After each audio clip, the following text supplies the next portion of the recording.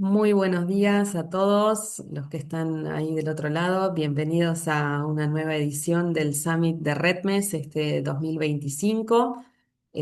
Para los que no me conocen, soy Soledad Mastragostino, presidenta de REDMES, y hoy me toca hacer la dirección ejecutiva, así que quiero darles formalmente la bienvenida a el primer panel conversatorio de esta edición del Summit 2025.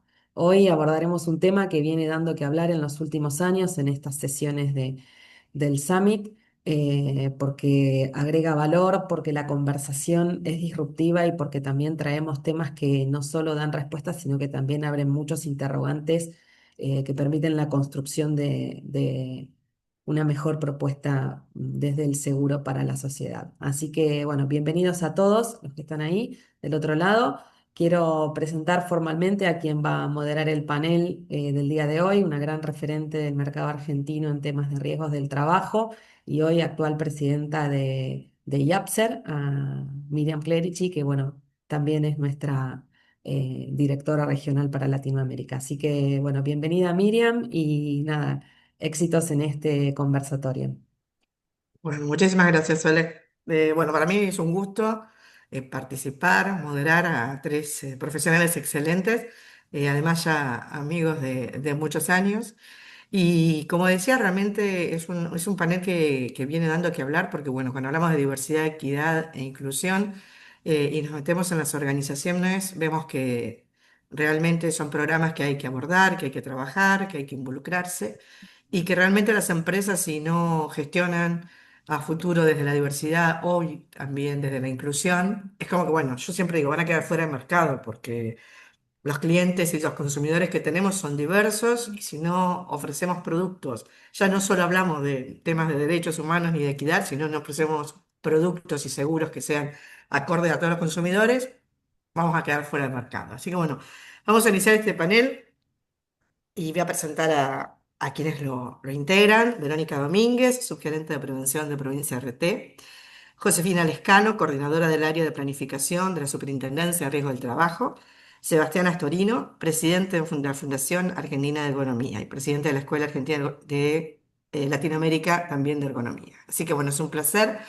Bienvenidos a los tres y bueno, vamos a dar comienzo a este panel si les parece.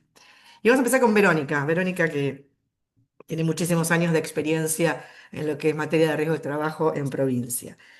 Así que bueno, bienvenida, Verónica. ¿Qué tal, Miriam? Soledad, a mis compañeros también del panel, muchas gracias por invitarme y a Redmes por este espacio. Bueno, mira, el gusto es nuestro siempre escucharte. A ver, ¿cómo te imaginas que va a ser el sistema de riesgo del trabajo inclusivo, realmente inclusivo, dentro de 10 años? ¿Cómo Uf. lo visualizás? Eh, bueno, es una buena pregunta para abrir este panel. Yo lo que te propongo es que te imagines, digo, no vayamos 10 años para adelante, imaginemos en el hoy que hay 10 personas que trabajan y de estas 10, yo te aseguro que hay 6 personas que lo hacen, digamos, registradas con aportes a la seguridad social y las otras 4 están por afuera. Y de esas 4, probablemente 3 son mujeres, jefas de hogar. Y más o menos así es el empleo en Argentina y en varios países de Latinoamérica, o quizás la cuota de informalidad sea todavía un poco mayor. Entonces, la verdad que con estas condiciones yo veo muy difícil que el sistema pueda ser verdaderamente inclusivo en 5, 10 o en 20 años si, por lo menos como es en nuestro país, sigue atado a la figura del empleador como el único habilitante del acceso a la cobertura. Hoy, digamos, están quedando afuera de la protección todas las personas que están contratadas de manera informal, las autoempleadas, los emprendedores, emprendedoras, los cooperativistas. Muchas de estas personas pueden ser jóvenes que están buscando, digamos, su primera inserción en el mercado laboral, personas de más de 50 años que quedaron afuera y se quieren reinventar, personas que son sostén de familia. Muchas de estas categorías que te nombré son mujeres. Y entonces, de la forma en que está diseñado el sistema actual, que ya está por cumplir 30 años el año que viene, si no encajas en el modelo de la relación empleador-empleado, no tenés acceso a la cobertura. Pero la verdad que la necesidad de protección de la salud y de la seguridad y de la vida está presente. Entonces, la verdad que veo dificultades para lograr una verdadera inclusión. Por un lado, tenemos también que la economía está cambiando cada vez más, de forma cada vez más acelerada de la mano de la tecnología, y esto impacta en el mercado laboral. Y yo te hablé por ahí de un par de categorías que quedan afuera, pero probablemente haya nuevas formas de trabajo en el futuro que todavía no nos estamos imaginando.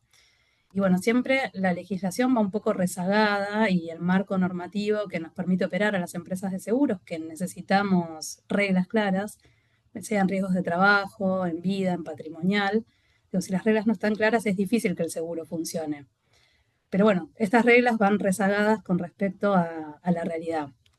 Entonces, lo que yo creo, mirando hacia el futuro, es que tenemos que animarnos a imaginar un sistema un poco distinto. Quizás no es un solo sistema, quizás son varios para distintas necesidades o para distintos grupos de personas trabajadoras, que en sus reglas reconozca nuevas formas de trabajo y de colaboración y que proteja a la persona que trabaje, sea en el formato que sea.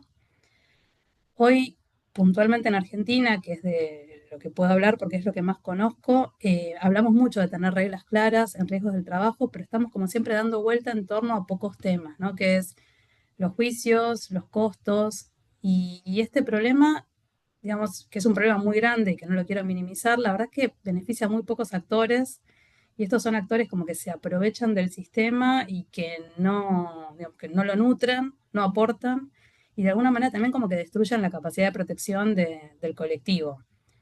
Digamos, igual no quiero entrar mucho en este tema de la judicialidad, porque lo que necesitamos poner por delante es la equidad y la flexibilidad del sistema. Salir un poco de esta discusión exclusivamente, digamos, económica. Y yo sé que decir esto puede parecer como medio inocente o medio naif, pero en el país tenemos un ejemplo que a mí siempre me impresionó muy favorablemente, que es cuando hace algunos años, antes de la pandemia, se formalizó digamos, la modalidad de trabajo del personal de casas particulares, que históricamente había sido informal, eran por ahí personas con sueldos bajos, con poco poder o ningún poder de negociación, que eran medio excluidos del sistema, y bueno, se les dio un estatuto formal, se les dio cobertura, tienen un régimen de protección especial, es un régimen acotado, tiene una tarifa que va en relación con los ingresos, no es perfecto, no alcanza todas, pero ya es algo que funciona y que está institucionalizado. Entonces, siempre lo que pensé es si con este colectivo de personas trabajadoras funcionó y pudimos pensar fuera del marco cuadradito original, ¿por qué no podemos hacerlo con otros colectivos? Entonces, digo, tanto en lo personal como en la organización en la que trabajo, que es Provincia RT, creemos que los modelos de protección se pueden ampliar y se pueden actualizar con una mirada inclusiva. Obviamente que esto hay que hacerlo en un marco de diálogo social y de construcción de nuevas reglas. Así que bueno, yo creo que si avanzamos en este camino del diálogo entre los actores, el sistema sí podría ser más inclusivo a futuro. Sí, la verdad que mencionaste temas, bueno, obviamente que el tema de juicios uno no puede dejar de lado porque eh, es lo que nos está haciendo peligrar quizás el sistema, entonces la verdad que dejarlo de lado y no mencionarlo sería erróneo, pero hablaste de la informalidad, de nuevas formas, y es cierto, creo que cuando pensamos en lo que es el sistema es muy bueno, o sea, el sistema de riesgo de trabajo de Argentina es muy bueno. Una vez ve otros países que ni siquiera lo tienen, y bueno, yo justamente había estado en Paraguay y veía, digo, bueno, ¿cuánto quizás hay para hacer en toda Latinoamérica? No toda Latinoamérica tiene el sistema de riesgo de trabajo, entonces el buscar y tener la capacidad quizás de trabajar junto con el ente regulador e incluir a esos grupos que son informales, incluir a grupos que están trabajando y que no tienen esta protección. Y diste un buen ejemplo, porque el personal de casas particulares fue justamente un grupo al cual se lo incluyó no hace mucho. Pensar en autónomos también, en todos los autónomos que hoy no tienen este tipo de protección. Así que, bueno, no son 10 años, pero quizás en algún momento podamos tener un nuevo sistema con distintas formas, pero con una protección que la que buscamos, que es al trabajador o y la trabajadora. Así que bueno, gracias, Verónica. Josefina, bueno, también bienvenida al panel. Un gusto que la Superintendencia de Riesgo de Trabajo participe, que también esté apoyando estas iniciativas del Summit, donde hablamos justamente de la diversidad, la equidad e inclusión y cómo esta entra en los riesgos del trabajo. Así que bueno, un gusto que estés con nosotros, Josefina, hoy. Bueno, buenos días a todos y a todas. Muchas gracias por la invitación al panel. Em, para Solo, nosotros, ¿cómo? sí, dime, contame vos, contame. Bueno, iba a empezar a contar un poco Dale, de cuáles son nuestras iniciativas. perfecto. En relación a la superintendencia, para la superintendencia promover la equidad de género y la diversidad no es solo una cuestión de responsabilidad, sino también una estrategia clave para el sistema de prevención, para que este sea más justo y eficaz. Nosotros ya venimos trabajando hace unos cuantos años, desde 2020 aproximadamente, en aquel momento, con la pandemia y cuando la actividad se detuvo, aprovechamos ese pequeño lapso en el que eh, tuvimos que readecuar, digamos, nuestras acciones en función de lo que estaba ocurriendo en ese momento y internamente comenzamos a impulsar diferentes iniciativas formativas en perspectiva de género. Por un lado, diseñamos una serie de talleres internos para el personal de la gerencia, fortaleciendo la comprensión del enfoque en el ámbito laboral.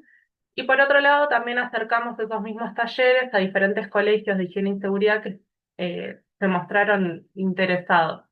Todo esto siempre con el impulso de empezar a pensar la prevención de riesgos del trabajo de una manera más equitativa, eh, teniendo en cuenta, bueno, que los trabajadores y las trabajadoras se ven afectados y expuestos a diferentes riesgos.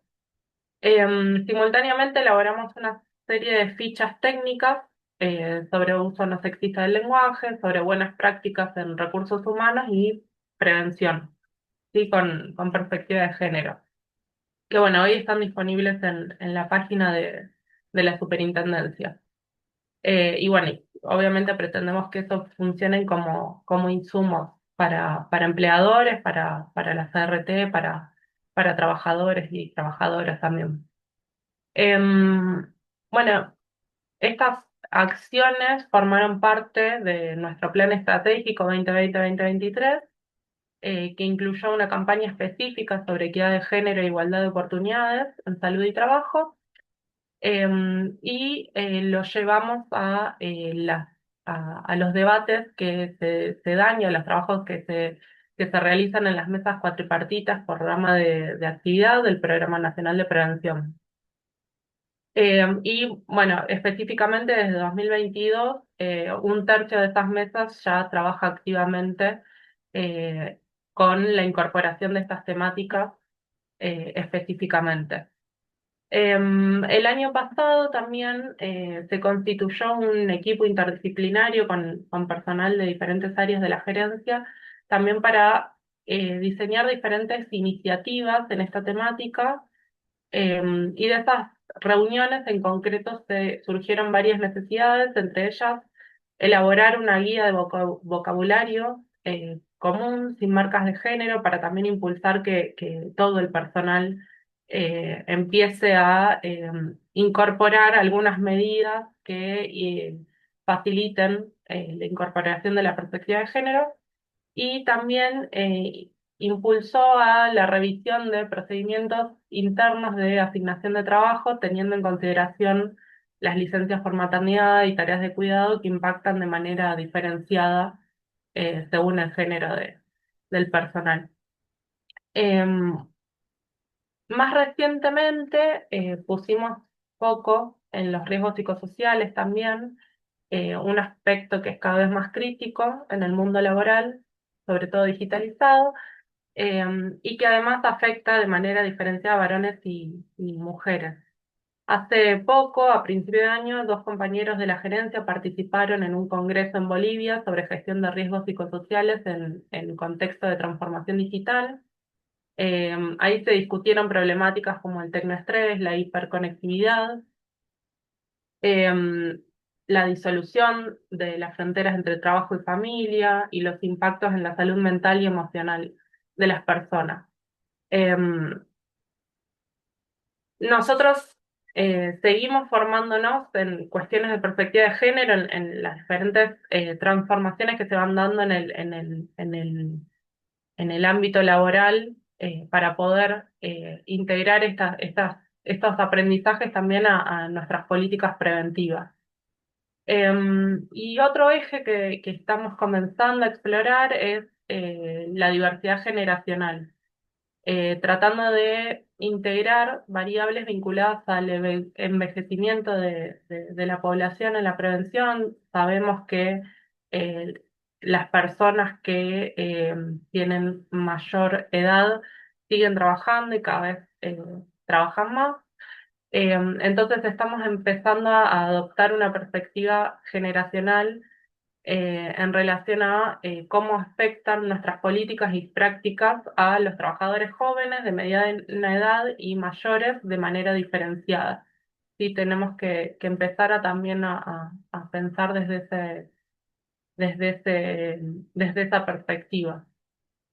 Estamos tratando de avanzar en un camino integral desde la sensibilización y lenguaje inclusivo hacia la gestión de riesgos psicosociales, la diversidad generacional y la perspectiva de género como eje transversal.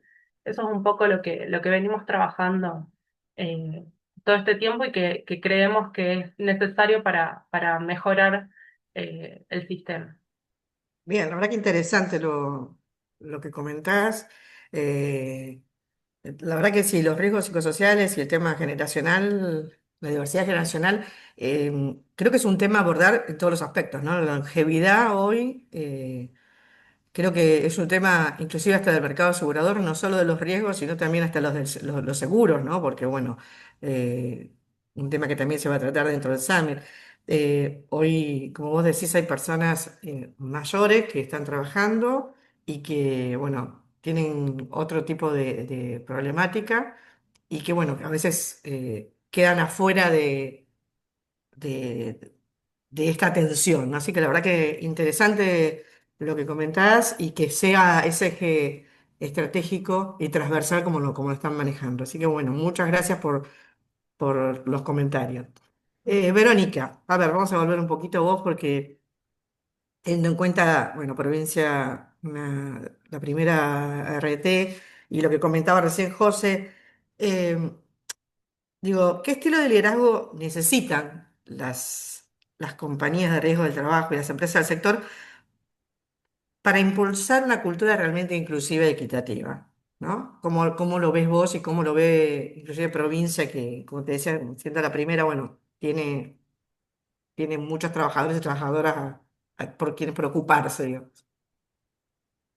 Eh, Mira, creo que es una buena pregunta porque para que haya un cambio, más específicamente un cambio cultural, necesitamos que alguien lidere ese cambio. Entonces es importante preguntarnos, digamos, quiénes son estos líderes o qué características tienen que tener. Y pensando un poco en las organizaciones que componen el sistema, específicamente las ARTs, yo veo que necesitamos renovar el liderazgo en dos direcciones, hacia afuera de la organización y también hacia adentro. Hacia afuera, un poco por ahí teñida por lo que es el contexto actual de la realidad argentina y este problema que vos mencionabas también de la judicialidad. Yo creo que necesitamos un liderazgo que tenga mayor capacidad de tender puentes entre distintos actores dentro de esto que podemos llamar diálogo social, ¿no? Es las ARTs, los sindicatos, las cámaras empresarias, los organismos del Estado como el Ministerio de Trabajo o la Superintendencia, y también otros poderes del Estado, el legislativo, el judicial. Hoy no es que no hay vínculos, sí los hay, pero son limitados y un poco más movidos por la defensa de posiciones e intereses que la verdad por un diálogo genuino y sustentado en confianza para construir de forma colectiva el sistema que necesitamos. Como que hoy estamos más cada uno tratando de cuidar su espacio y de ver cómo hacemos para coexistir. Quizás entre los actores de tipo técnico, como los tres que estamos acá representados hoy, hay sí un diálogo fluido, nos conocemos, digamos, las organizaciones, las ARTs, la superintendencia, bueno, Sebastián con la Fundación de Ergonomía, etcétera. Estamos presentes hace muchísimo tiempo y somos de alguna manera siempre los mismos, nos conocemos, tenemos un buen diálogo. Lo que nos cuesta un poco más es el trabajo con los actores de tipo político, ¿no? Y si bien, bueno, provincia, como vos decías, es la RT número uno en tamaño y tiene una vinculación con el Banco Provincia y con el gobierno de la provincia de Buenos Aires, no por eso tenemos quizás una mayor llegada, ¿no? Desde todas las aseguradoras, en la Cámara que nos nuclea, tratamos de plantear nuestras inquietudes y nuestras dificultades. Pero bueno, yo creo que a nivel individual, cada persona líder puede también trabajar en construir estas redes de confianza y en estos vínculos, que son los que nos van a permitir, en definitiva, promover el cambio. Y además de esta red, creo que tenemos que tener visión y coraje para innovar, ¿no? Y hoy en día, cuando vos hablas de innovación, todo el mundo inmediatamente piensa en tecnología, en inteligencia artificial, pero también hay innovación institucional, ¿no? Como decía cuando me preguntaste antes, en pensar qué modelo de sistema de protección queremos. Entonces, queremos un modelo que siga hablando de la litigiosidad, de la baja rentabilidad o de la defensa de un mercado laboral que se viene achicando, o queremos un modelo que plantee un esquema de mayor cobertura y mayor protección. Bueno, y si queremos eso, ¿cómo hacemos? ¿Cómo lo construimos?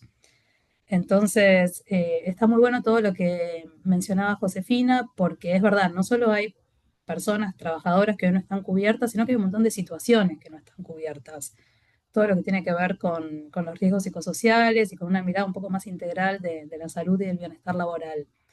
Y si bien la superintendencia pone el tema en agenda y propicia investigaciones, y la verdad que las mesas cuatripartitas del PRONAPRE están muy buenas para empezar a introducir estas temáticas, y un montón de ARTs, digo, no solo provincia, tenemos programas de concientización y de capacitación y de difusión en torno a estos temas. Bueno, todavía se maneja como algo que va de costado al negocio, ¿no? Que es visto más como responsabilidad social empresaria, pero no como una parte integral o core del trabajo de las aseguradoras. Y yo creo que no vamos a poder seguir disociando la salud mental de la salud física mucho tiempo más. Pero también al mismo tiempo es difícil plantearnos en el contexto actual cómo podemos discutir la ampliación de la cobertura si es que no confiamos unos en los otros, ¿no? Porque sentimos que de alguna manera hay actores que nos vamos boicoteando. Entonces, creo que un liderazgo que tenga esta visión para innovar y capacidad de dialogar y de construir confianza es clave. Y la otra dimensión que te decía, que es hacia adentro de las organizaciones, bueno, las empresas de seguros tradicionalmente son entidades más conservadoras, no somos empresas de tecnología ni, no sé, bueno, digamos, el InsurTech está avanzando de a poco y se está, digamos, penetrando y nos está enseñando nuevos modelos de gestión y nuevas prácticas más dinámicas, pero en general las aseguradoras, así como los bancos y como otras instituciones más reguladas, nos cuesta movernos, ¿no? Y nos cuesta cambiar. Entonces el liderazgo es clave acá para que las organizaciones se animen esto, a revisar sus estructuras, cómo está el clima laboral, qué tipo de decisiones se toman, a quién escuchamos para tomar las decisiones. Eh, y en este sentido, si digamos, los liderazgos, las personas que lideran, no trabajan en construir un equipo diverso, no saben escuchar a colaboradores y colaboradoras con distintas visiones, que te generen cierta incomodidad y vos también que los incomodes a ellos para promover la transformación, bueno, difícilmente avancemos hacia lo que se necesita para mejorar el sistema. A veces uno escucha mucho de diversidad como un eslogan o como un pin que nos ponemos, bueno, si somos diversos, cumplo con esto, cumplo con lo otro, pero después no se traduce a las prácticas cotidianas de la organización. Y en este sentido, algo que a mí me parece importante es el rol de las personas que lideran un poco como disruptores, ¿no? O sea, si en la organización todo funciona de manera demasiado armónica, el cambio no llega. Entonces, cuando aprendas qué liderazgo necesitamos para transformar el sistema, bueno, necesitamos un liderazgo que se anime a desafiar hacia adentro y a invitar a los equipos a pensar distinto. Por eso, digo, bueno, nosotros en provincia nos preocupamos bastante por esto, por tener equipos diversos. Eh, no siempre es fácil, a veces en determinadas profesiones o ámbitos uno no encuentra tan fácilmente la diversidad, pero bueno, no por eso hay que dejar de buscarla. No, la verdad que Justamente creo que el tema, si desde el líder, ¿no? No tenemos esta diversidad y esta amplitud para poder ver y escuchar a todas las voces que hay, es muy Ujú. difícil a veces que se atraviese la organización, ¿no? Y a veces es como vos decís, es como que, yo digo, tildan los casilleritos de lo que tenemos y por eso no somos Claro, diversos, sino tengo, que, tengo, tengo, claro, pero pero uno después no atraviesa la organización. Y vos hablabas mucho de, bueno, de lo que se hace, que es cierto, otras RT también trabajan, hay concientización. Y a mí me gustaría, Josefina, preguntarte si desde la SRT tienen nuevas estadísticas en género y diversidad. O sea, si podemos hablar de medición, de números, algo que nos dé información. Bien, sí. Sí, nosotros elaboramos, tenemos el Departamento de Estadística de la Superintendencia, allí están publicados todos nuestros informes. El más reciente analiza todos los datos ya consolidados del año 2024, que está disponible en la página. Les traje algunos datos clave como para poner sobre la mesa en este conversatorio, pero obviamente está disponible en la página para quien quiera profundizar y tomar algún dato más que sea de interés particular.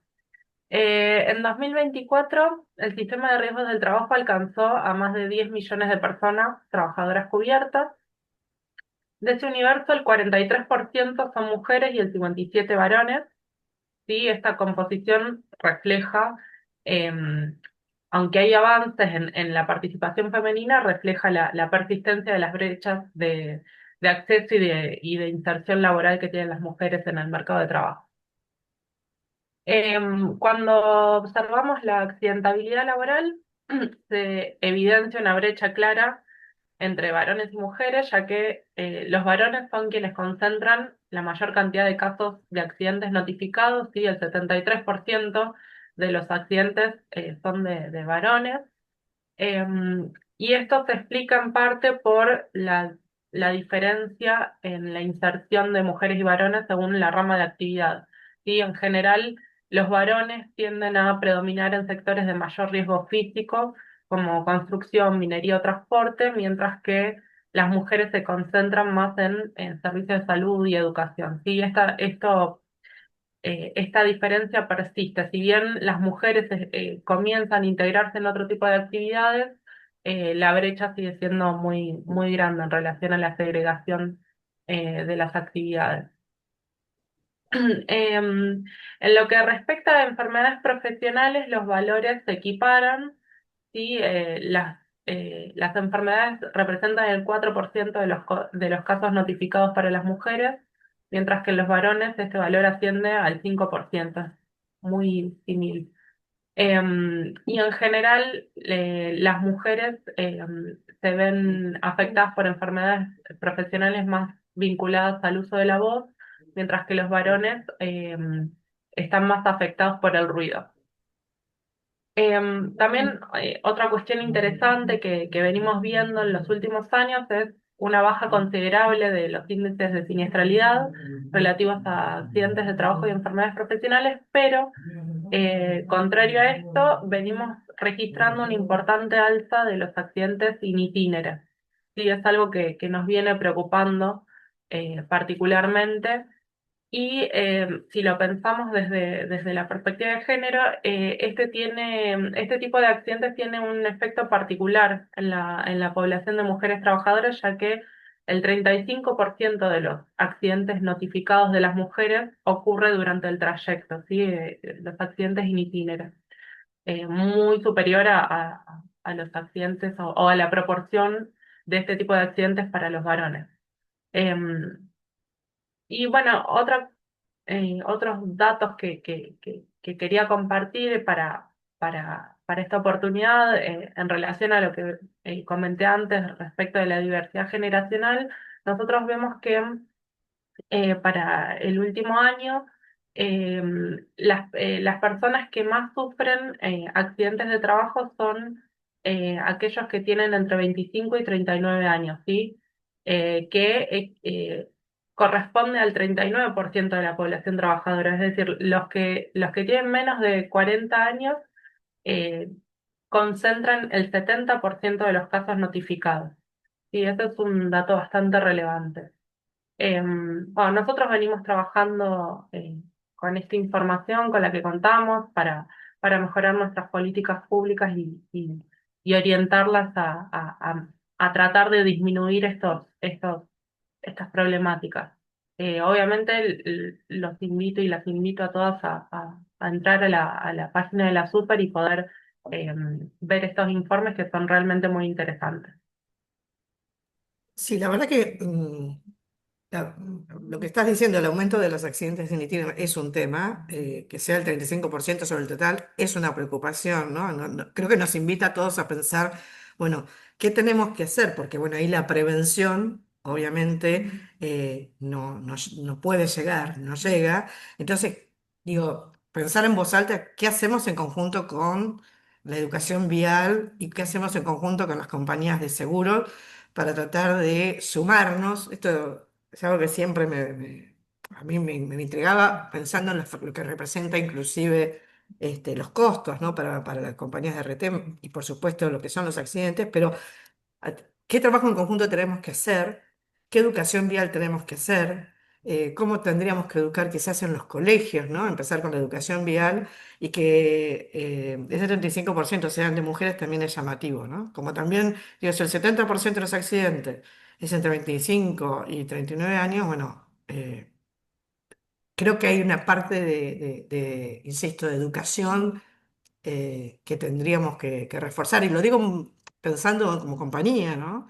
Educación vial en los colegios, bueno, creo que hay obviamente mucho para hacer y para trabajar, pero bueno, gracias y bueno, invitamos, como dijiste, a que vean los números y estas estadísticas. Y Sebastián, vos escuchando todo esto, como presidente de la fundación, me gustaría que, a ver, nos reflexiones, nos comentes, ¿qué para vos, como tema delicado, la mayor dificultad que tienen las empresas con respecto entonces a la inclusión? ¿Y por qué consideras que aún no se discute abiertamente con esto que comentaba Pepero también, ¿no? Porque esto no se trabaja, no se habla, realmente no se profundiza tanto a las empresas. Y bienvenido, Sebastián, perdón.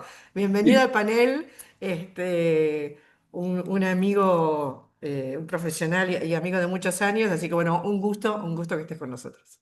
Gracias Miri y gracias Sol, gracias a RedMed siempre por darnos este espacio para hablar desde la ergonomía y los factores psicosociales desde una perspectiva de género. Para nosotros es una gran oportunidad, así que súper contento y más con este panel que le tengo tanto cariño. Así que gracias a ustedes por el espacio. Y mira, el tema me parece súper interesante, es súper actual y es realmente una necesidad y me encanta que hayan puesto esto en agenda porque todavía hay muchísima resistencia. Y recién escuchaba los números de José, y no es casual, ¿viste? Para mí siempre el universo nos acomoda a todos en la misma línea y no es casualidad. Hace una semana tuvimos en el diplomado de factores psicosociales de la Escuela Argentina de Agronomía una clase que era sobre factores psicosociales y la prevención desde la perspectiva de género. Y justamente nos basamos en la clase en este dato estadístico que compartía José de la SRT. Y una de las cuestiones, de las principales cuestiones que nos marcaban incluso los alumnos que son profesionales ya que vienen trabajando en el tema y el docente era que todavía seguimos con una mirada binaria. Cuando hablamos de perspectiva de género, Sí. seguimos con una mirada binaria. Y una de las razones por las que justamente los datos que compartía José tienen que ver con las diferencias entre enfermedades profesionales de hombres y mujeres es porque todavía se siguen declarando así. Estamos en una gran deuda con los otros colectivos. Cuando hablamos de género, no es solo hombre y mujer, pero con lo que nos falta todavía de camino a recorrer en la inclusión y la igualdad con la mujer, imagínate con los otros colectivos. Pero volvamos a tu pregunta, ¿qué es lo que genera resistencia? Y yo creo que cuando hablamos de inclusión en las empresas hay temas que todavía siguen siendo muy difíciles de abordar. Y no es por falta de información, sino porque todavía incomodan a estructuras de poder que están muy arraigadas. Creo que hay tres grandes áreas que todavía siguen generando la mayor resistencia. Y la primera tiene que ver con un sesgo en la asignación de las tareas y responsabilidades, porque, por ejemplo, en muchos ámbitos laborales todavía se sigue asignando a las mujeres tareas más repetitivas o de asistencia o con menor visibilidad estratégica.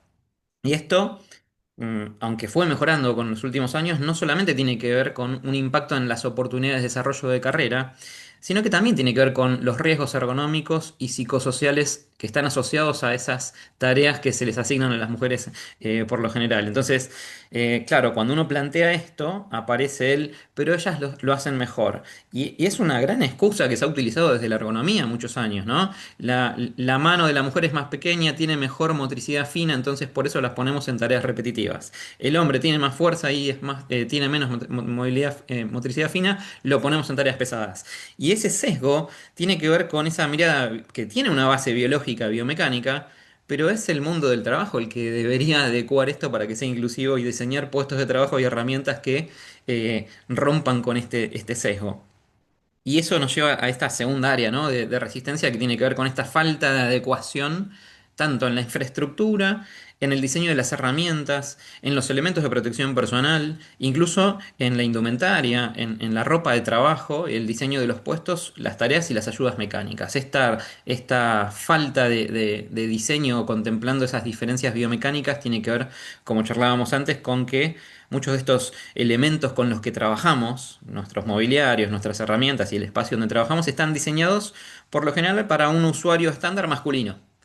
Pensado inclusive en las características antropométricas de la población occidental y como en Argentina, por ejemplo, no tenemos un baremo nacional antropométrico, tomamos las medidas de la población masculina de Europa.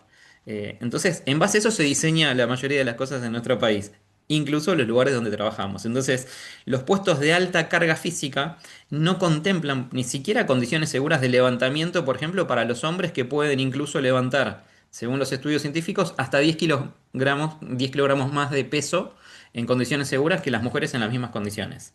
Entonces, plantear esto puede parecer que es algo menor, pero cuando una persona no puede usar un equipo de forma segura por su contextura o por que la ropa le impide moverse correctamente de manera segura, estamos ante un riesgo laboral real. Y sin embargo, muchas veces esto se banaliza o se minimiza como un capricho o porque se confunde el confort con la seguridad. Y el tercer área de resistencia yo creo que tiene que ver también con el tema de la salud mental y la carga psicofísica que hay diferencial entre los géneros. Esto que decía ver hoy de la importancia de tener en cuenta los factores psicosociales y que no son iguales tampoco en la diferencia de géneros. Esto es uno de los temas más invisibilizados. La doble jornada, la doble exposición, ¿no? Esto de cómo se superpone el mundo del trabajo y el mundo del hogar, y más todavía con la diferencia de géneros, donde la mujer todavía sigue haciéndose cargo de la mayoría de la carga que tiene que ver con el hogar o del cuidado, tanto de niños como de adultos mayores, y el estrés por tener que demostrar además más que el hombre, la exposición a ambientes que todavía están muy masculinizados, o incluso a la exposición a microviolencias cotidianas, ¿no? Y todo esto tiene un impacto, obviamente, pero todavía cuesta que se hable de manera abierta, especialmente en entornos que son más tradicionales, ¿no? En sectores del agro, de la minería, de la metalúrgica, te das cuenta que en la práctica que nos encontramos con más resistencia. ¿Y por qué no se discuten de manera abierta? En parte por miedo a incomodar, a que eso implique revisar privilegios, y también porque muchas veces no se tienen en cuenta las herramientas para abordarlo sin caer en la culpa o en la defensa. Acá no se está atacando a nadie, sino que se trata justamente de incluir y no de atacar, no es quitar derechos, sino ampliarlos. Y yo creo que el rol que podemos nosotros jugar desde la ergonomía, desde el mundo del seguro y desde la prevención en general, es justamente abrir estos espacios de diálogo como este, con evidencia, con datos y con propuestas concretas de cambio, porque no alcanza con decir acá no discriminamos, acá hay que demostrar que se actúa para incluir de verdad y para mí acá la palabra clave es la sensibilización. Bueno, la verdad que interesante. Prometo el summit del año que viene, tenemos que traer un proveedor de elementos de protección personal para que integre la mesa, porque la verdad que el tema de los elementos de protección personal son un problema, son un tema, es verdad, todo lo que decís es hasta el cual y uno discute cuando quiere contratar un proveedor qué elemento de protección personal me está dando. No lo quiero más chico, no quiero un talle 35, lo que quiero es que sea ergonométricamente para una fisonomía, para un género. Y así que prometo el año que viene tenemos que conseguir un proveedor que quiera sumarse. Y bueno, la verdad que un poco para hacer este primer bloque de todo lo que comentaron, que por supuesto es más que interesante, traía recién lo que son las tareas de cuidado, Sebastián, y es verdad, o sea, las tareas de cuidado, sobre todo para las mujeres, sigue siendo una carga muy alta. Hay datos de entre 22 y 35 horas semanales, mientras que el hombre tiene entre 8 y 15 horas, todavía sigue habiendo esa sobrecarga de la mujer. Se hablaron de datos, Josefina nos informó qué datos se manejan y la verdad que es interesante siempre para mí tener información y tener medición y tener números y estadísticas porque realmente lo que no se mide o no se tiene datos no se puede gestionar. O sea, no se puede actuar en consecuencia. Entonces, es importante los datos para saber qué plan de trabajo tengo que hacer, tengo que llevar adelante. Vero nos hablaba de los líderes y la verdad que los líderes tienen que ser, hay que formar y nos tenemos que formar en líderes que sean inclusivos, que escuchemos todas las voces, todas las necesidades. Y también mencionaban sobre la diversidad, esto del tilde, ¿no? Digo, bueno, realmente tiene que atravesar todos los procesos, ¿sí? A tanto de clientes, proveedores, intermediarios, y poder atravesar realmente todo lo que significa la planificación estratégica. Que no sea quizás una capacitación aislada, una charla, sino que sea realmente un programa estratégico dentro de las organizaciones. Así que realmente bárbaro todo lo que han comentado y bueno, vamos a seguir porque si no el tiempo nos va a premiar. A ver, Vero, me gustaría que nos comentaras eh, desde tu visión, ¿no? Y tu experiencia, si está el sector preparado para abordar estas conversaciones difíciles sobre privilegios que mencionaba Sebastián, Ujú. exclusión, discriminación.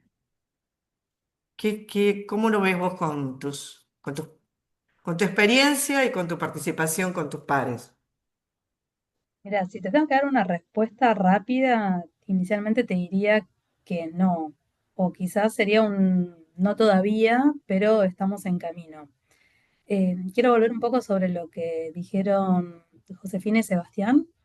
En primer lugar, el hecho de contar con datos es clave y no contamos hace tanto con datos, digo, más bien en los años antes de la pandemia fue cuando se empezaron a producir los datos, por ejemplo, de estadísticas de siniestralidad desagregadas por género, nivel educativo, condición socioeconómica y otras variables. Y acá me detengo un minutito en la idea esta de la interseccionalidad. O sea, porque no es lo mismo decir, bueno, soy mujer y madre, soy mujer, madre y tengo tal edad, tengo tal nivel educativo,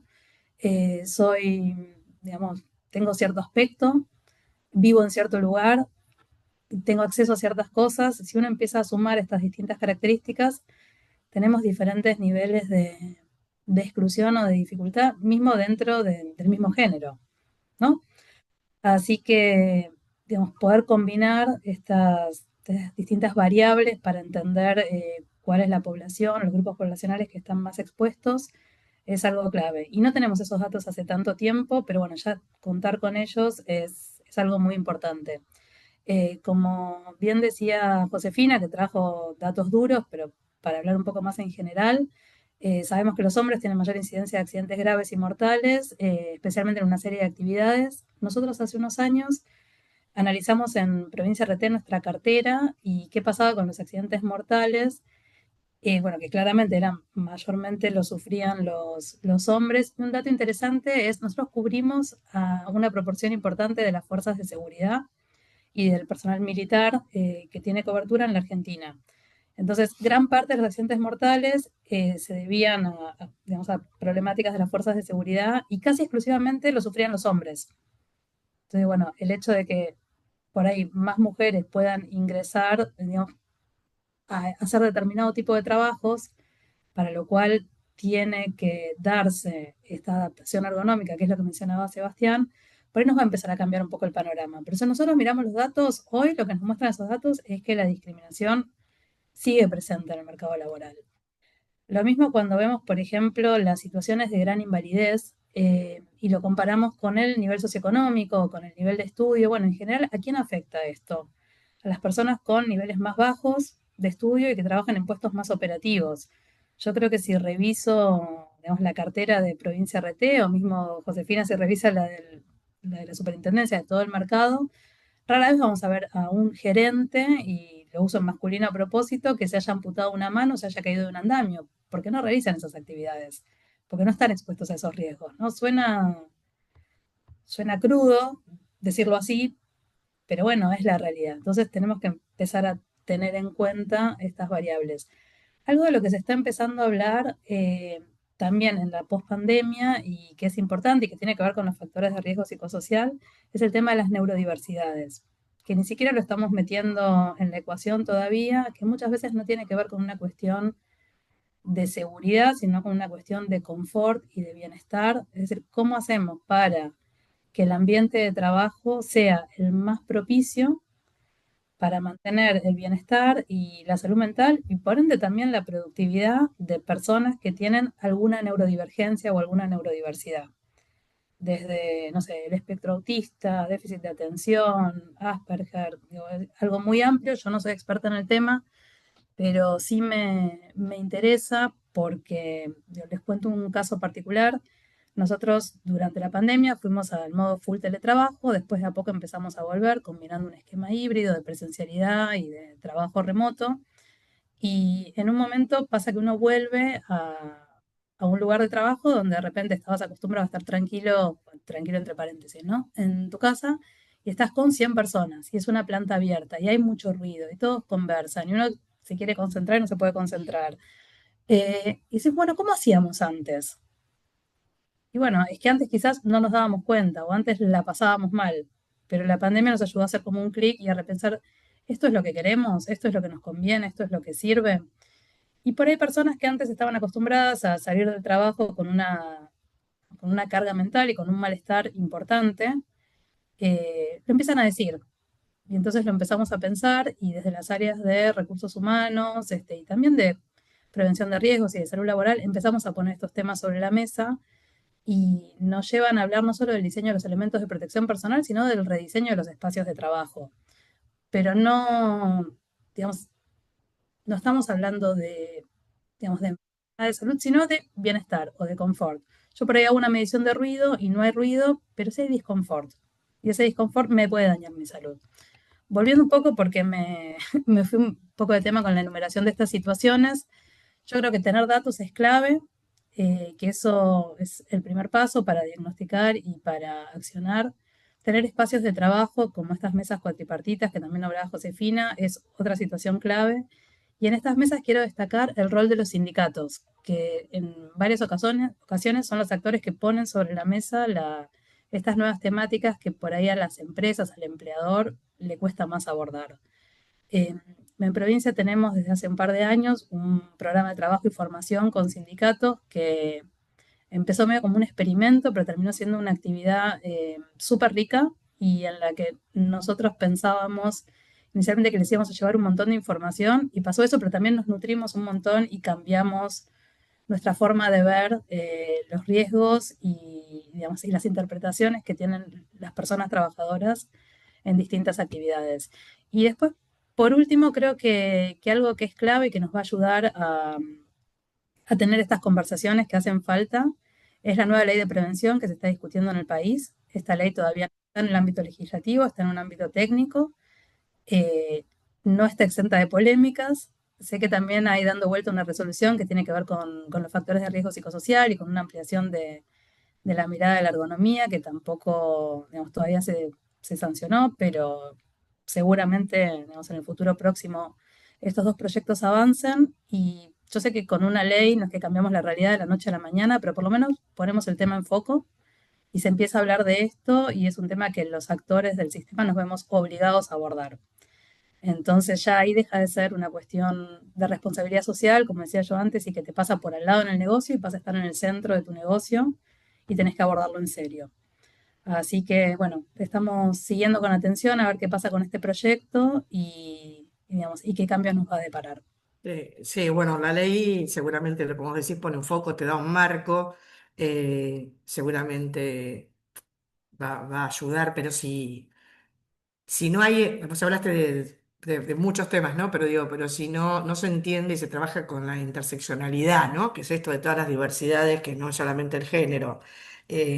Si no trabajamos con los sindicatos, digo, a veces las leyes te dan ese marco, te dan esa mirada hacia dónde tenés que ir. El tema está cómo las compañías los tenemos que tomar, cómo lo tenemos que integrar y cómo lo tenemos que utilizar con esta perspectiva, ¿no? La verdad que es un desafío, es alguna ley que la verdad que se viene esperando hace mucho tiempo, y bueno, ojalá salga con diversidad, inclusión y equidad, también para ayudar. Gracias, Vero. Sebastián. eh, con tu experiencia, obviamente, en ergonomía, riesgos laborales, ¿qué aspectos específicos deberían incluirse en un rediseño del sistema de riesgos del trabajo? ¿Sí? Para que sea inclusivo, teniendo en cuenta todas estas capacidades, teniendo en cuenta todo lo que venimos hablando y teniendo en cuenta la ley de prevención que estamos a la espera de que salga. Sí, qué tema, ¿no? Estos proyectos normativos, venimos trabajando con normas de ergonomía y de factores psicosociales ya hace varios años y estamos esperando que salgan, ya están listas, ya salieron del horno, pero bueno, faltan ahí las firmas. Tiene que ver con cuestiones de tiempos y contextos políticos que nos exceden, pero desde lo técnico, lo bueno fue que esas normas se fueron escribiendo en conjunto con los distintos actores y eso tiene que ver justamente también con la inclusión.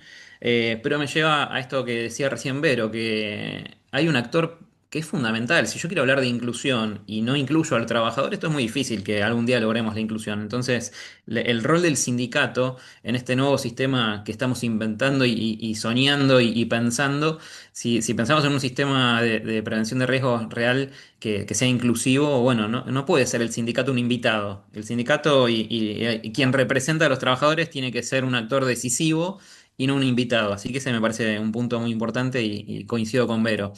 Desde la experiencia en ergonomía y en prevención, bueno, yo creo que un sistema de riesgos de trabajo que sea realmente inclusivo debería tener en cuenta al menos cinco aspectos fundamentales y no hablo de agregar un módulo o un artículo en la ley como algo aparte para cumplir con los requerimientos de la OIT a veces, sino que tiene que ver más con agregar una mirada y tener una mirada que sea transversal en todo el sistema, no como un artículo más en los proyectos normativos que venimos trabajando.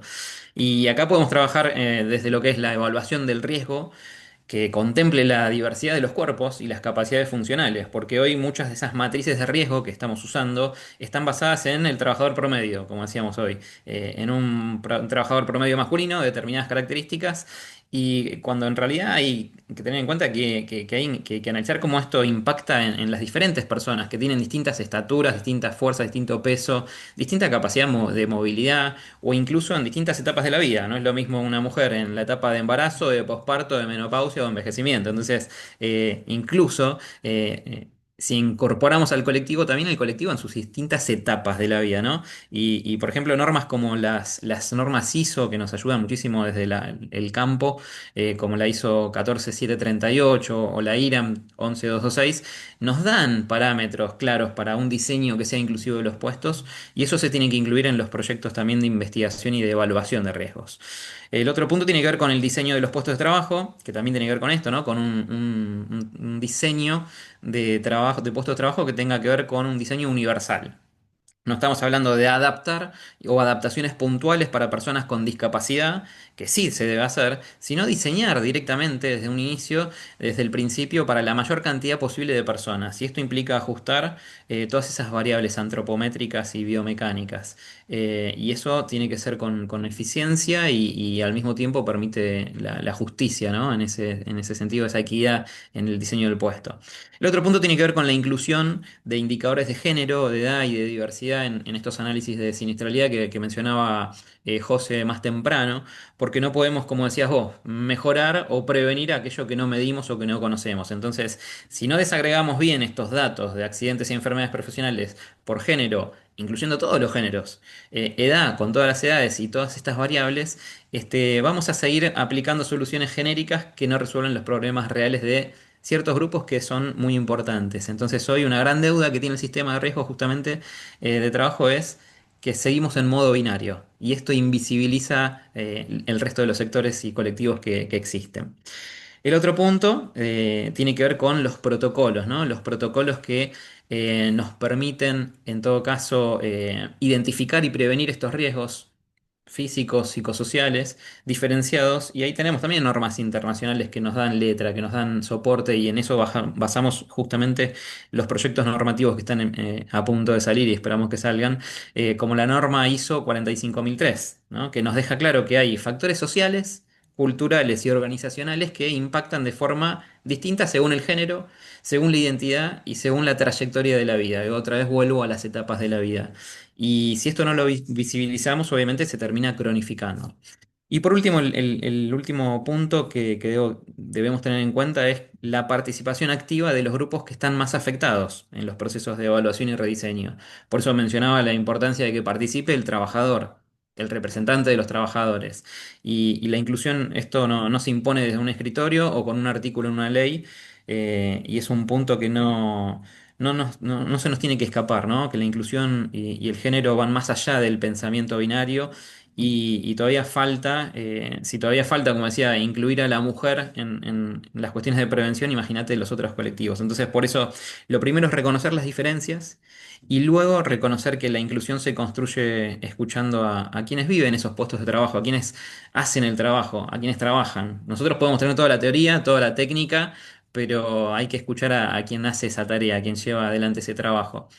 Por eso son tan importantes también estas mesas cuatripartitas que están creciendo cada vez más en todo el país, y el trabajo que está haciendo la SRT y las aseguradoras de riesgo en este sentido me parece genial, y sumar a la voz del trabajador. En síntesis, un sistema de riesgos que sea verdaderamente inclusivo no solo es el que evita accidentes, sino el que respeta y potencia esta diversidad humana en todas sus formas, y ese rediseño para mí es posible, y de hecho en muchos casos ya tenemos herramientas, como decía, técnicas y normativas. Lo que falta es la decisión política y empresarial de aplicarlas.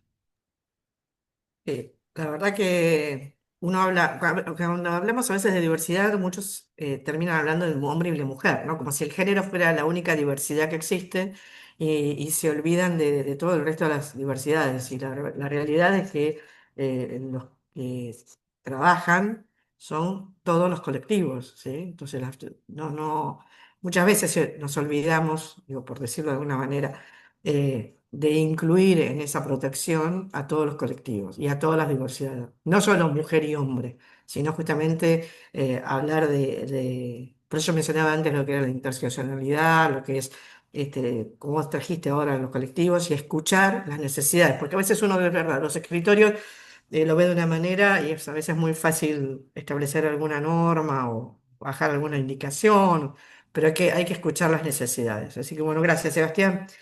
Eh, Josefina, bueno, nos contabas qué estaban haciendo, los planes, qué mediciones tenemos. Yo no sé si están trabajando, pero ¿qué incentivos se están realizando para las empresas desde la SRT, si es que hay, para que las empresas integren diversidad, equidad e inclusión en sus planes de prevención? ¿Hay algún incentivo para las compañías?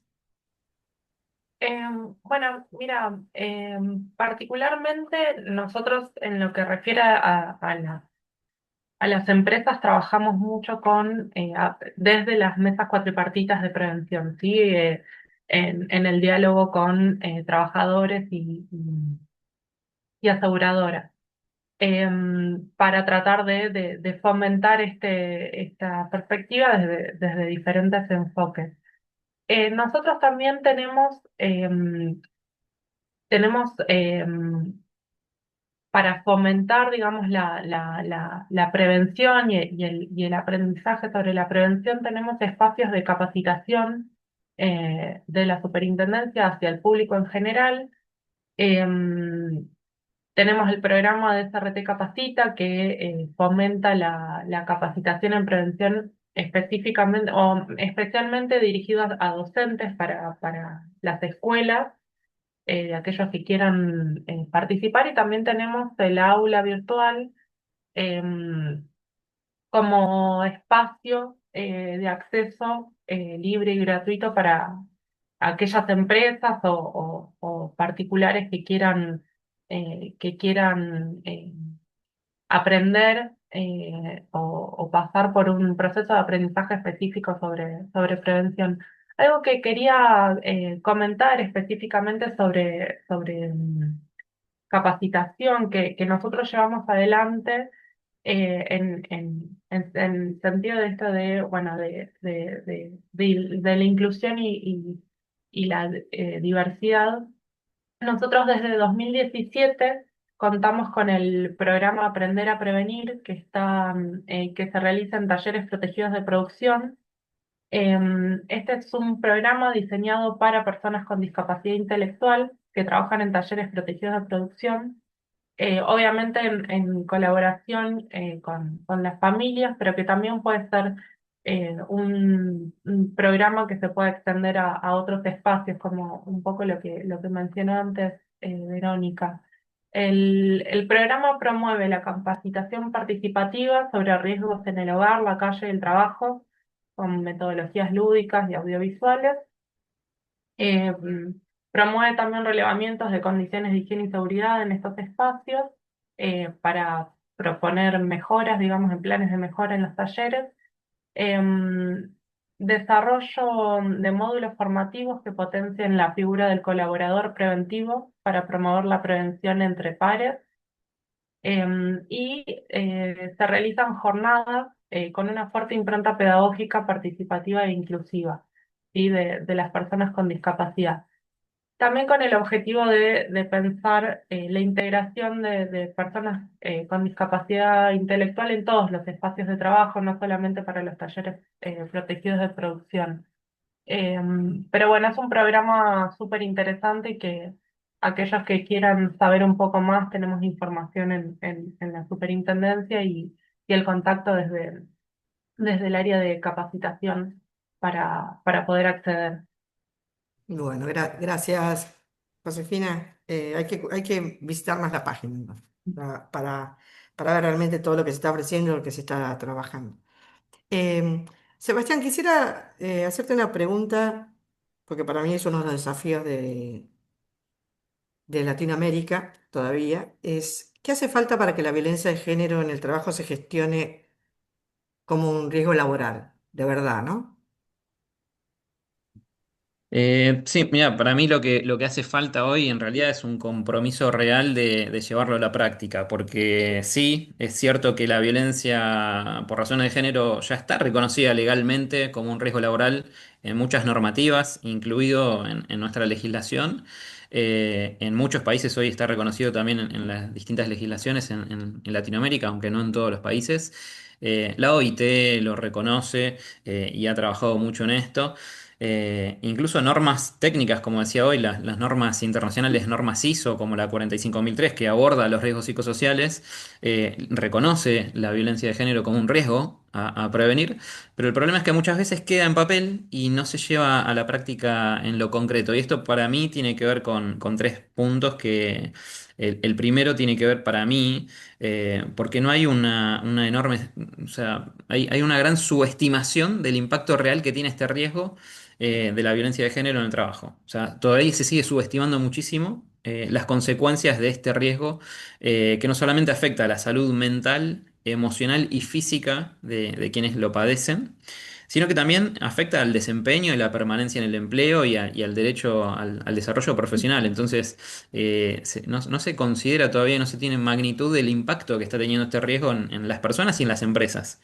En segundo lugar, creo que tiene que ver con que sigue siendo tratado como un tema de recursos humanos o de relaciones interpersonales. Tiene que ver más con esto, ¿no? Entonces, en lugar de ser abordado como lo que es un riesgo del trabajo, es un riesgo laboral, con consecuencias concretas sobre la seguridad y la salud en el trabajo, se lo sigue considerando como es un tema de recursos humanos. Sabemos que es algo que hay que hacer, pero bueno, recursos humanos se ocupa. Bueno, eso tiene que ocupar el Departamento de Seguridad y Higiene. Pues esto es un riesgo laboral y está reconocido por la ley. Eso todavía es una gran deuda. Y en tercer lugar, creo que tiene que ver con que hay todavía una gran falta de formación específica. Formación en los servicios de seguridad y higiene, justamente, si uno revisa los programas de formación, ¿no? Y de los técnicos y licenciados en seguridad y higiene, brilla por su ausencia la prevención de este riesgo. En los comités mixtos todavía falta mucho también trabajarlo. En las aseguradoras, por parte de los prevencionistas, todavía falta también mucha concientización. Y obviamente también los cuerpos inspectivos. Entonces, todavía todos los actores estamos en deuda en cuanto al reconocimiento de esto como un riesgo del trabajo. Y no alcanza con decir esto, como decíamos hoy no discriminamos o hoy nos ocupamos de la violencia de género. Acá hay que saber detectar cuáles son las señales, implementar canales seguros de denuncia, implementar protocolos efectivos y sobre todo prevenir. Para mí, desde la ergonomía también podemos aportar mucho porque la violencia no es solo física, sino que también se expresa en cuestiones como la sobrecarga de trabajo, en tareas que no son reconocidas, en la exclusión de los espacios de decisión, como decía hoy, y en condiciones que van erosionando lentamente y de manera silenciosa la dignidad de las mujeres trabajadoras. Y eso también tiene que ver con la falta de un análisis de riesgo. En resumen, la ley ya lo reconoce, ahora lo que falta es que el sistema lo asuma con coraje, con presupuesto, porque sin presupuesto no podemos hacer prevención de este riesgo, con formación y obviamente con políticas activas. Solamente así para mí vamos a dejar de tratar la violencia de género como un tema sensible y empezar a tratarlo como lo que es, una cuestión urgente de salud y seguridad en el trabajo. Sí, porque es real que muchas empresas tienen protocolos de acoso y discriminación, pero se toma más como lo que vos decís, como recursos humanos, ¿no? Y en esos comités a veces no se incluye en la toma de decisión a áreas de prevención. O sea, yo digo, por eso te comencé diciendo, eso para mí es uno de los desafíos pendientes que tiene no solo Argentina, sino Latinoamérica, ¿no? La violencia de género es algo todavía que no, en algunos, bueno, lugares ni siquiera se trata, algunas empresas ni siquiera tienen protocolo, pero es un tema que todavía no se asume como realmente un riesgo laboral. Así que bueno, Que, muchísimas gracias. en Sí, eso, disculpame que te robo un sí, segundo más. Justamente se hizo cargo el Departamento de Recursos Humanos, claro. pero le das la prevención Mm. de un riesgo a un área que se encarga de la gestión de recursos humanos, Sí, no de la sí. prevención de riesgos. Entonces termina muriendo muchas veces en esto y termina incluso generando un sesgo de guarda con esto porque te pueden echar. Pero el único riesgo acá es a ver si me echan porque me denuncian por violencia de género. Sí, Y sí, sí. Después entonces, tenés que asegurar, por eso tenés que asegurar cuando hace la denuncia que es totalmente anónimo y después cómo tratás al que fue denunciado. Pero es real, generalmente es más la parte legal, un médico laboral, el sindicato y recursos humanos. Y claro, prevención no está no incluida aparece. dentro. Sí, sí, sí. Y no tenés Uno ningún lee los protocolo protocolos. claro, no está dentro del plan de prevención. No No está. está, no está. Así que bueno, gracias por el aporte. Vamos a ir cerrando para ver si tenemos, bueno, yo acá fui anotando algunas preguntas que han pasado, pero vamos a cortito, ¿no? Pero en base también a lo que hablaron, a dudas, yo creo que a mí me gustan el summit, me gustan estos paneles porque realmente a uno le quedan más preguntas que obviamente conocimiento de todo lo que contaron, ¿no? Pero nos quedan preguntas dando vuelta, que está bueno porque es lo que nos lleva después a generar buenas prácticas o un plan de acción acorde a todo lo que fueron comentando. Pero, Verónica, ¿qué deberíamos desaprender para construir verdadera equidad? Qué pregunta difícil, mira. ¿Qué te A ver, parece? em, creo que lo primero que tendríamos que desaprender, un poco en línea con lo que decía Sebastián antes, es de seguir perpetuando ciertos esquemas solo por el hecho de que los venimos arrastrando. Es decir, preguntarnos si siguen siendo relevantes los parámetros que usamos. Entonces, por ejemplo, si siempre diseñamos no sé, los EPPs tomando medidas antropométricas que no son de nuestro país, ¿vale la pena seguir haciéndolo? ¿Es lo que nos da resultados, es lo que nos sirve? Si siempre gestionamos la violencia laboral desde recursos humanos sin participar a los preventores, ¿vale la pena que lo sigamos haciendo así? Me parece que muchas prácticas en las organizaciones las seguimos haciendo por inercia y un poco nos detenemos a pensar si son las mejores o si tendríamos que hacerlas distintas cuando hay un problema que nos explota en la cara o cuando hay alguna obligación normativa que nos fuerza a cambiar. Creo que un poco el desafío es que nos hagamos las preguntas antes, porque si podés anticipar estos momentos de quiebre, llegás más preparado. Entonces digo, no es lo mismo que mañana salga, no sé, la ley de prevención, incorporando la cobertura de riesgos psicosociales y todas las ART salgamos como locas a, o sea, a contratar psicólogos o especialistas en riesgos psicosociales para gestionar esto o a formar a nuestros cuerpos de prevencionistas, a que ya empecemos hoy a hablar de este tema, a capacitar, a visibilizar. Digo, podemos seguir diciendo, bueno, no está en la cobertura, no hago nada, o me empiezo a preparar para cuando llegue. Creo que esa sería la clave, pensándolo muy rápido, que en las organizaciones nos animemos a preguntarnos si vale la pena seguir haciendo las cosas de la misma manera. Buena respuesta, porque la verdad Salí es... airosa.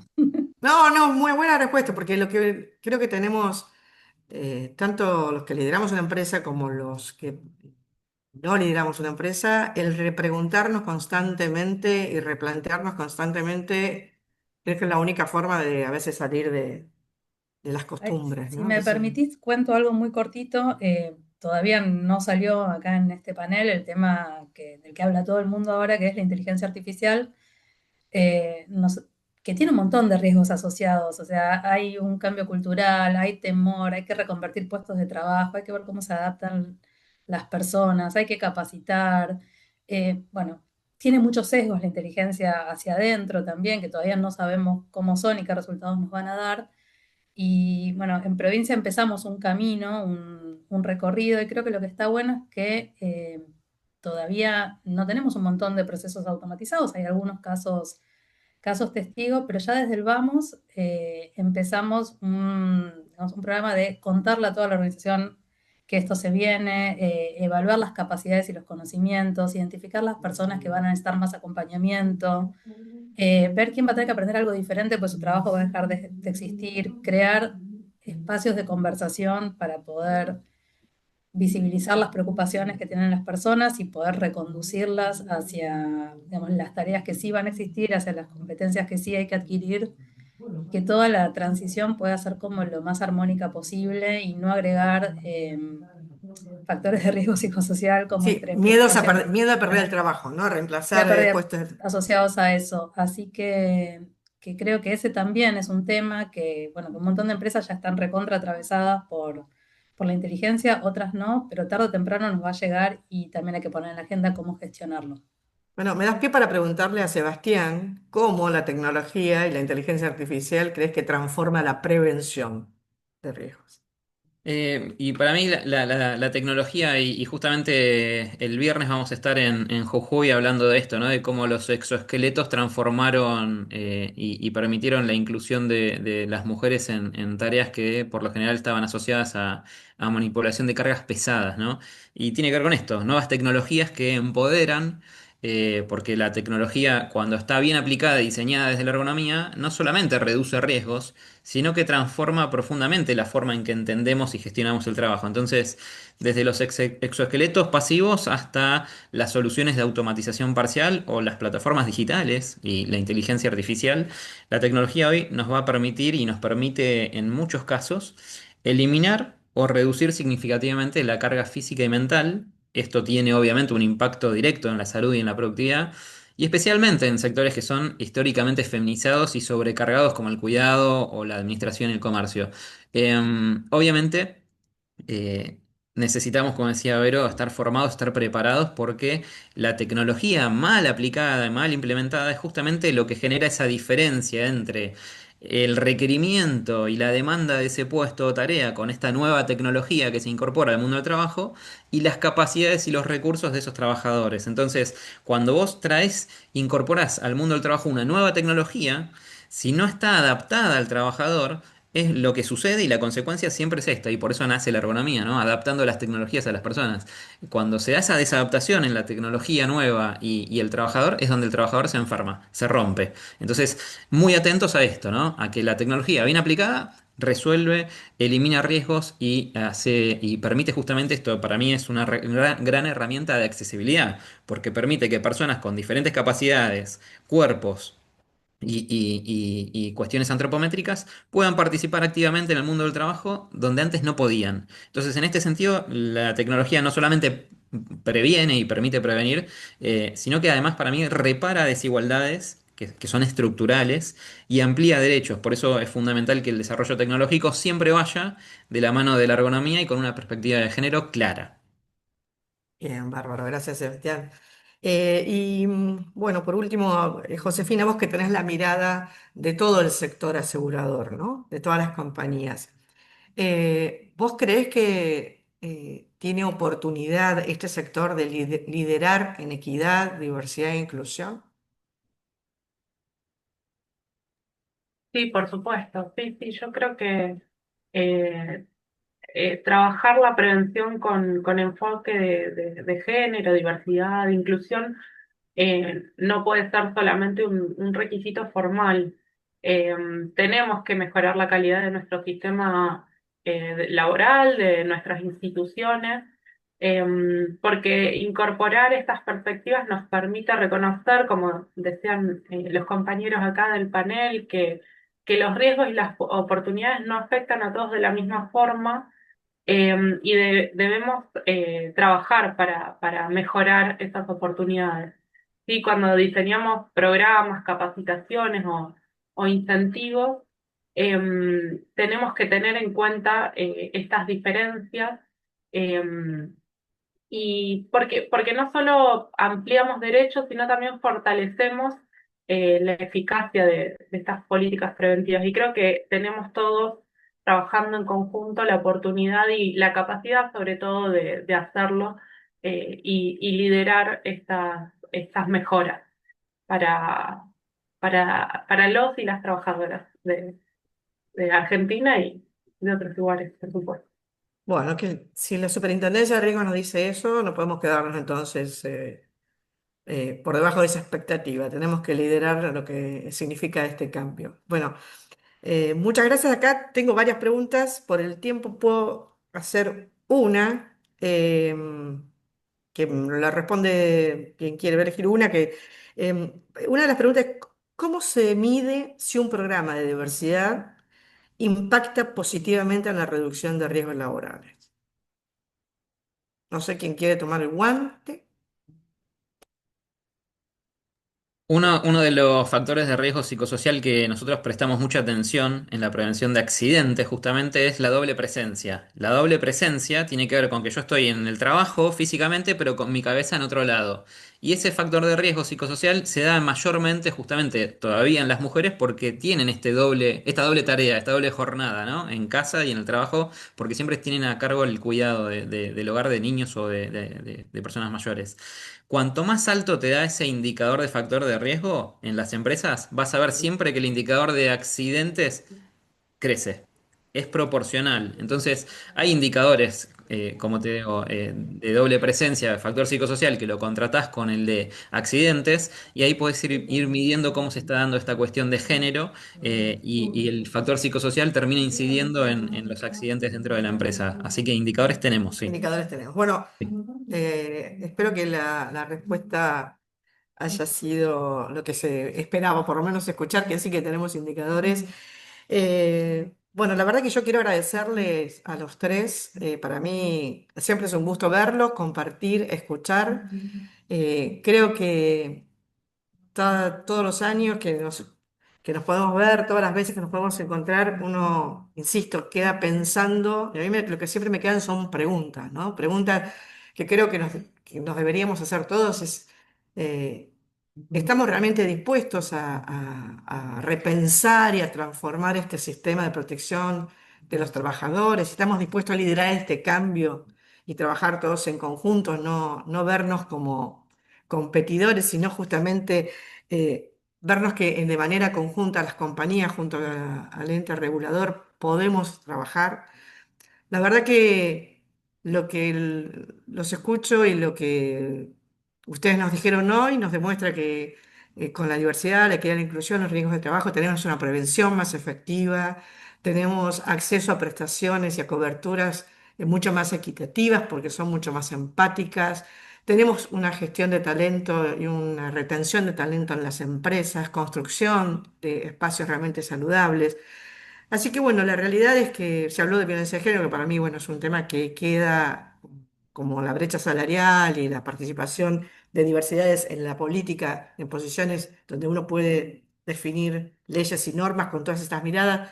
Yo creo que se han tratado todos los temas de una manera para mí muy linda, siempre escucharlos es un aprender y creo que lo que nos tenemos que llevar es esto, ¿no? ¿Qué papel vamos a jugar cada uno de nosotros en el puesto que estemos, donde estemos, para poder ver este cambio? Así que bueno, yo les agradezco muchísimo, para mí fue un gusto y bueno, Soledad, te dejo la palabra. Bueno, nada, simplemente decir de que la verdad es que lo que han hecho hoy le da sentido a esta propuesta que tenemos de Summit, que es conversar desde el seguro, desde la prevención, eh, sobre estos temas, ¿no? Poner en conversación temas que abren preguntas, que dan respuestas y siempre con una mirada constructiva, disruptiva y de mejora, ¿no? Para lo que el seguro puede proponer hacia la sociedad en general. Muchas gracias a todos, gracias Seba, José, Vero, por supuesto Miriam, porque le das el contexto para que esto sea de esta manera y que la conversación sea de esta calidad. Así que bueno, muchas gracias a todos, gracias a todos los que se conectaron y bueno, nos vemos a las 16 horas en la próxima sesión. Bueno, muchas gracias, un Adiós, Gracias nos por la gusto. vemos. invitación. Gracias. Gracias, chao, chao. Hasta Gracias. luego.